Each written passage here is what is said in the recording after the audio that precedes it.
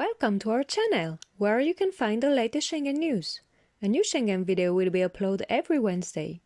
You can find the link of the full articles in the description. And please don't forget to subscribe to our YouTube channel and activate the bell icon, and follow us on social media.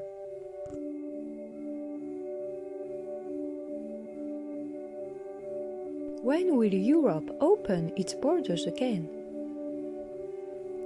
European Commission invites member states to prolong the current restrictions on non-essential travel to the European Union until May 15. This extension applies to the 27 member states of the EU, the non-EU Schengen countries, the UK, Bulgaria, Croatia, Cyprus, and Romania. Find all the restriction measures per country in the blog article. Now, who is exempt from the travel restrictions?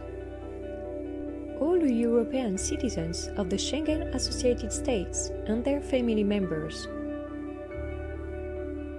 Non-EU citizens who are long-term residents in the EU. People with an essential function or need.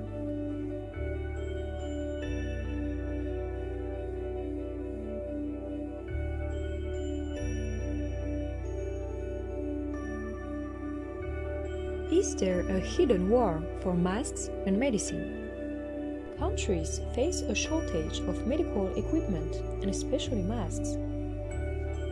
Because of that, some EU governments took medical supplies destined for other states. France has been forced to return 4 million of surgical masks to Sweden. The Slovak Prime Minister talked about its struggle to get masks from China because of a first-come, first-served basis. The Spanish Foreign Minister also complained about pay-for ventilators confiscated by the Turkish authorities. To answer this problem, the EU Commission announced new European guidelines to optimize the supply and availability of medicine. The EU Emergency Support Instrument has been activated to directly support the healthcare systems of EU member states. The Commission will mobilize 3 billion euros from the EU budget to purchase and distribute medical supplies and provide a coordinated action with member states' health authorities. The President of the EU Commission asks national governments to stop any export bans on medicine and limit online sales of essential medicine to treat the coronavirus. As a sign of goodwill, Denmark sent ventilators and a mobile hospital to Italy.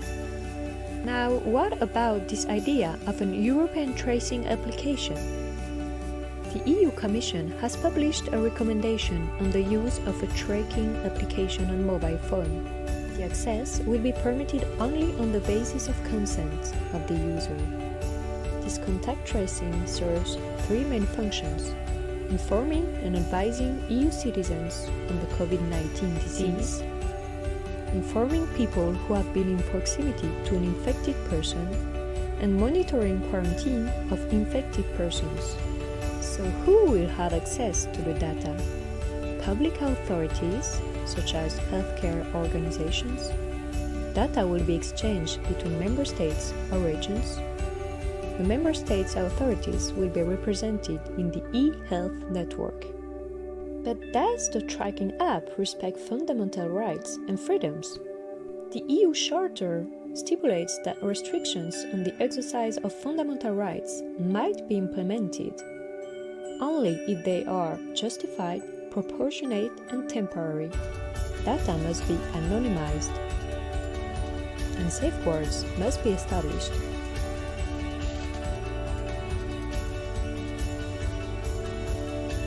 So will the tracking application still work after the end of the COVID-19 crisis? The EU Commission announced that the data will be deleted after a period of 90 days. A global European approach for mobile application should be ready today on April 15.